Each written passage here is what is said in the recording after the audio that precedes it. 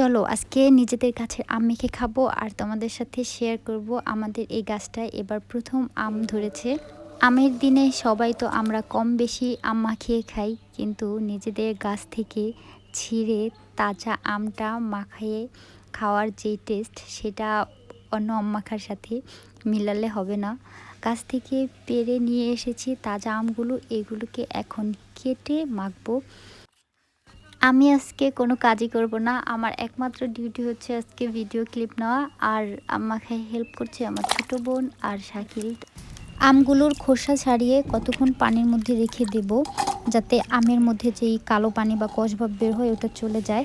By the way, আমি কিন্তু আজকে আপনাদের কিভাবে আম মাখিয়ে খেতে হয় ওইটা শিখাচ্ছি না।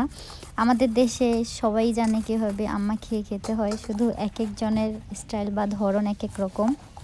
আজকে আমরা গ্রেটারে কুচি কুচি করে আম মাখিয়ে খাবো, কারণ আমাদের গাছের আমগুলো প্রচুর টক। কুচি করে ছাড়া খাওয়ার উপায় নেই, এজন্য গ্রেটারে গ্রেট করে খাবো। আম তো গ্রেটারে গ্রেট করে নেওয়া শেষ, এবার এগুলোর মধ্যে উপকরণ অ্যাড করার পালা। আমরা আজকে এই দুপুরে রোদ্রের মধ্যে প্রচুর ঝাল ঝাল করে আম মাখা খাবো, এজন্য প্রথমেই কাঁচামরিচ কেটে নিয়েছি। এরপরে হঠাৎ মাথায় আসলো একটা শুকনো মরিচ পুড়িয়ে আমের মধ্যে দেব, তাহলে হচ্ছে আম মাখার ঘ্রাণটা অনেক বেশি ভালো হয়। এজন্য আমি পাটখড়ির মধ্যে একটা শুকনো মরিচ নিয়ে চুলার আগুনে এটাকে পুড়িয়ে নেব। একটু ঘুরিয়ে পোড়াতে হবে যাতে বেশি না পুড়ে যায়। আমাদের গ্রামের মানুষরা এটা ভালোভাবেই জানি, আগে ছোটোবেলায় অনেকভাবে পুড়িয়ে খেতাম, এখন বড় হয়ে খাওয়া হয় না।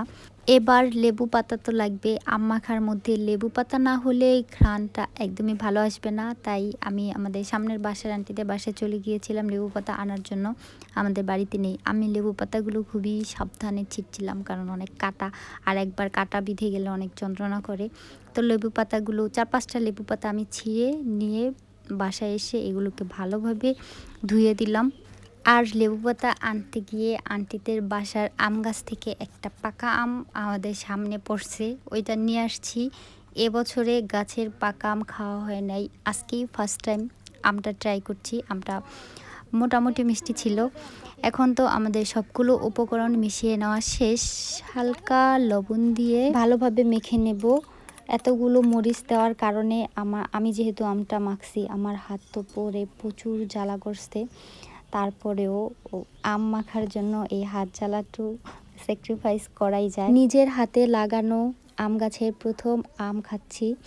এরপর অল্প পরিমাণ সরিষা তেল অ্যাড করে নেব। আমার কাছে মনে হয় সরিষা তেল দিলে আমের টেস্টটা একটু বেড়ে যায়, আম মাখার টেস্টটা। আবার বেশি দিতে গেলে ভালো লাগে না।